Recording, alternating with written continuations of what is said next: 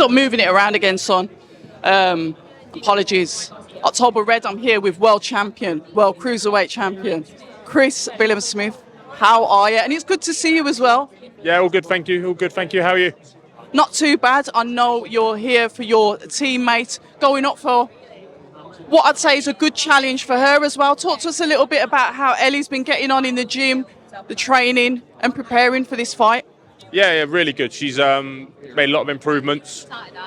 Seems like she's punching a lot harder as well. She can punch, and she just hasn't been able to really show it yet because she's a work rate fighter as well. So it's just putting the two together. But we're hoping to see that on Saturday, and I believe she can go out there and she'll dominate. But hopefully the stoppage will come.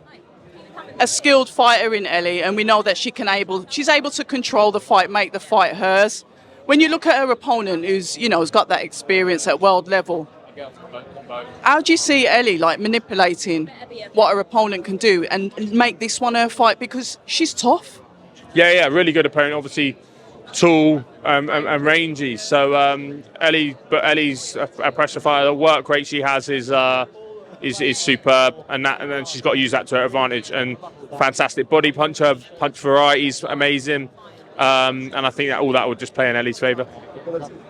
I've got to touch on you. It's always a pleasure to see you, a fighter that I do admire. And I was just speaking to Michael Gomez Jr. and we're saying that you're a fighter that always takes any opportunity that is put in front of you, a fighter that will take on all comers no matter who they are.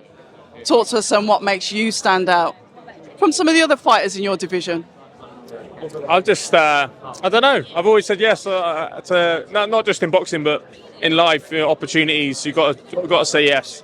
I've always been a yes man in that sense of say yes and figure out how you're going to do it later and stuff like that. But I've just that's how I've always been.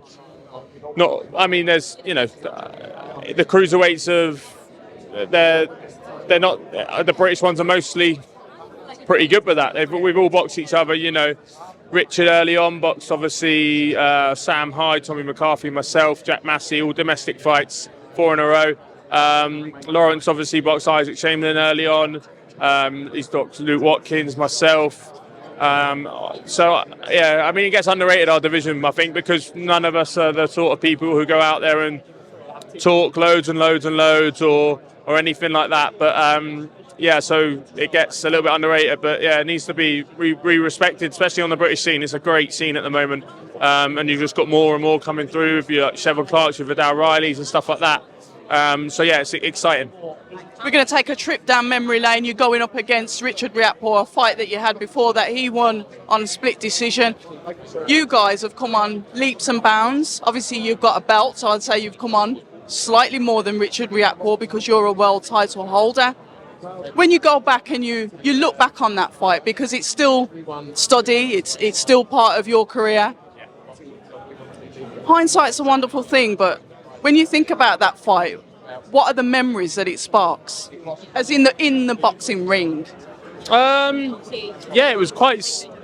It was things I did wrong in that fight and stuff like that. But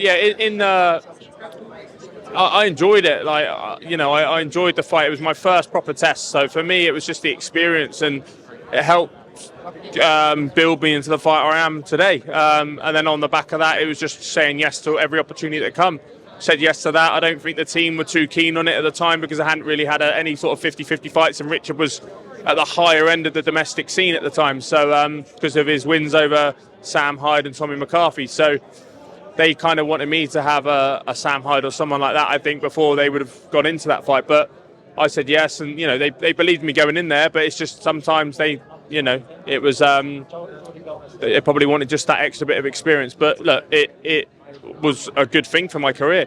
My career started there, and since then all the fights have been pretty much 50-50, most of them. There's obviously a couple where foreign opponents and people don't know the names, so they don't give them a chance. But but it's been the perfect career in that fight. Even with the losses, it was perfect for it, and it was important. When you look back on yourself as a fighter and how you've grown since then, what would you say? And I know everyone can say, yeah, I made mistakes and yeah, I've become the better fighter. But that is it seems like a lifetime ago that you two had that fight. And now it's sort like you said, Richard Riakporhe was at the higher end of the cruiserweights. But look how it plays out. That journey in boxing, how you can be on top 1 minute and not necessarily on top the next. Yeah. That roller coaster ride of boxing. Yeah, that's it, and that's why you can never rest on your laurels. You know, you've got to keep pushing, keep pushing on, and keep looking for improvements in the gym and in training, and just keep making yourself better throughout. And you know, I think Mayweather done that better than anyone in his career with the consistency he had throughout his career. But Shane sets a standard in the gym where there's a standard. It's great you've won the fight, but once you're back in the gym, you're back in the gym and you're learning, and that's all that matters. You don't ever get away with anything, any slacking in the gym. There's never, oh yeah, well done, have an easy week. It doesn't exist. And that's how it's got to be. And we've got the beauty of having Barry McGuigan in the gym, who's a Hall of Famer, so no one's ever going to out-achieve Barry. No one can out-achieve him, so that keep you humble anyway, because you're never going to be like the bigger than the gym. Getting this fight over the line with Richard, obviously I've heard a date of June the 15th. I've heard a rumour of Selhurst Park. I've heard a rumour of, the stadium fight.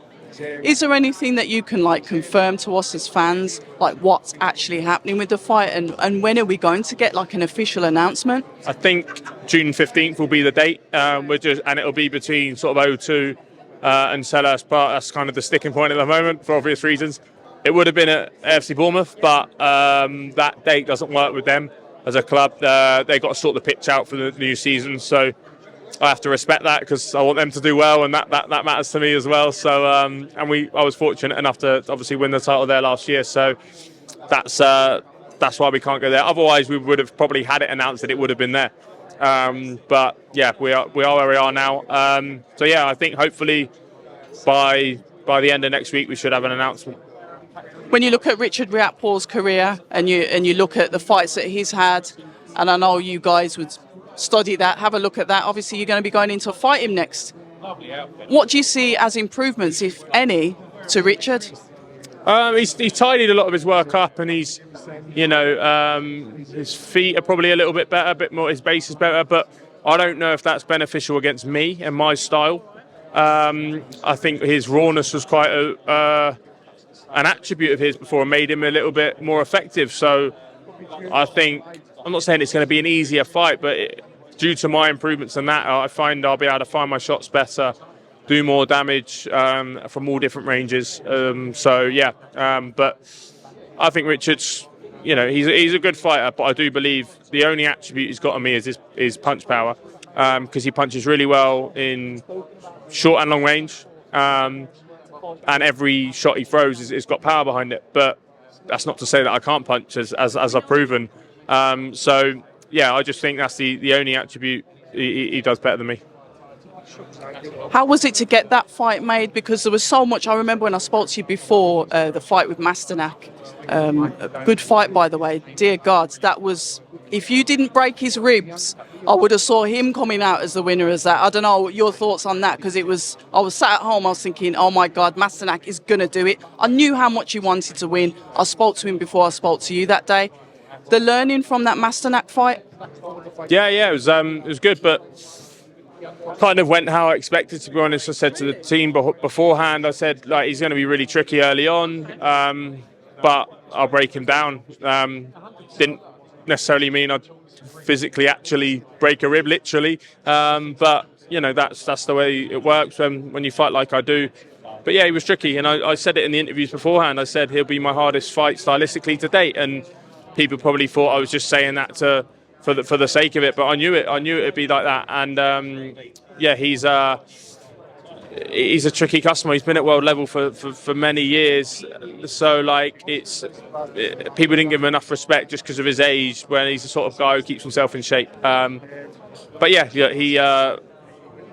He gave me a hard fight. So yeah, it was a lot of learnings, but it was good to get that out of the way. That first fight after the world title fight, it's like there's a bit of a dip in sort of, not in motivation, but in just because, if I'd had the Richard fight off the back of Lawrence, then it would have been the same. But with a Masternet, and everyone's like, yeah, right, what are you going to do after? What are you going to do after? And and it's harder to it's not even motivation because I don't know the word really, but it's mentally it was more difficult.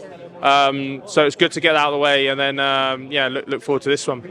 No, I like that. The fact that you come off that massive high, and then you go into it's a tricky fight. Those of us that knew Masternak know who he is, know who he's been in the ring with, and appreciate the experience that he had. But ever since you won the world title, there's been like, oh, he's going to fight Lawrence Okoli, the rematch. Oh no, he's going to fight Richard Riakporhe. You're the fighter that is sat there. You're waiting to say, look, I don't care who I fight, just get it sorted.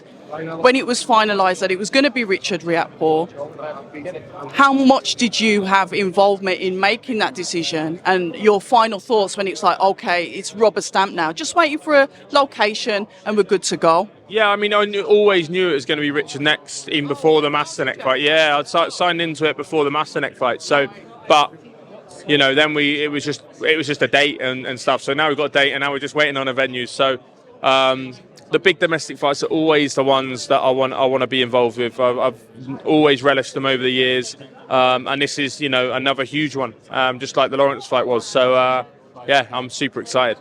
Wherever you are you bringing the Bournemouth fans? Are they going to turn up with you? Because you seem to have really generated a home with your fans, and thanks to your promotional company that's put the fights on there. So it's kind of like, I don't know, you've got a better fan base because now your home crowd is getting behind you. Are they going to be coming to wherever it is? Yeah, I'm sure they will. They've been phenomenal to me. I was just sat with Billy Graham, actually, obviously Ricky Hatton's old trainer, and speaking about it, and I remember someone saying it was like the early Ricky Hatton days, and that for me was one of the biggest compliments I've ever had, because so I'm hoping a few thousand will be travelling, and they'll be making some noise. It'll be out of the football season, so they'll be starved of football. It'll be just before the Euro starts, so it'll be exciting for them to come up, I'm sure, and I can't thank them enough for the support they've shown me over the last 4 fights at home. One thing I will ask is, yes, I understand you're the fighter and your job is to fight. The Cruiserweight division is beautiful, and I think, is it Michaelian, the chap that's just recently won the WBC, and we've got, obviously, Jaya Pataya in the mix as well, and recently Zerdo Ramirez, that jumped up a weight and fought out in the States. In LA, yeah. In LA. So when you look at the division, and this is not overlooking, this is about the Chris Billam Smith strategy.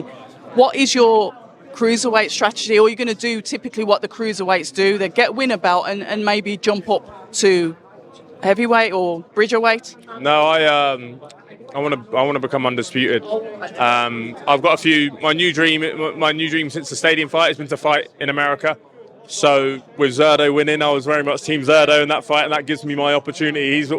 When I heard he was coming up to cruiserweight, I was like, there it is. That's my ticket. Style's probably good for you as well. Actually. Ticket to the state. It'd be a great fight. He's very, very fan friendly. His style against Gulamirian a few weeks back, boxed really well. I wished him luck and congratulated him as well after the fight. And I said, let me deal with my business over here, and then I'll see you stateside. I want to do a whole training camp out there and in LA or Vegas or whatever it could be. I think he sells well in LA with his Mexican heritage. But yeah, he's a proud Mexican, fights, like a Mexican, super tough. I'm a very proud Brit, and I fight how I fight. So I think it'd be a very fan-friendly fight, and it'd be a fight I'd love to go to America for. I've got to ask finally about young Caroline Dubois. So obviously, I follow her quite religiously as well. She's somebody that seems to be always itching, always wants to get out there. When can we expect to hear some fight news about young Caroline? I think she might be on the undercard, hopefully, of mine. Okay. So fingers crossed. We do strength. Have the same strength coach now. And so I see her quite even more than I did before, not just in the gym, but obviously at where we do our strength work as well. And she's just flourishing, and it's great to see. I love her. She's such a character, a phenomenal fighter. I've seen the work she's doing at the moment in the gym. The sparring is, I try and, even if I didn't have a session booked that day, I'd be in the gym to watch it. So yeah, it's amazing to watch, and I'm just so excited for her to finally get her hands on a world title. Because once that happens, the sport is hers. The sport is Caroline Dubois. If you're talking boxing, I mean, especially female boxing, but boxing as a whole, she will be that person, and I'm so excited for her and everyone to see her character come out. Listen, all the best to Team McGuigan. You guys are absolutely fantastic. And thank you so much for taking the time to speak to us. It was almost like you're on enemy lines then, but it's like, yep, you've got to be here to support your teammate. Everybody, our world champion, our Cruiserweight world champion, Chris Billam Smith. Thanks very much. Cheers for your time. People say I'm toxic, and honestly, I don't care.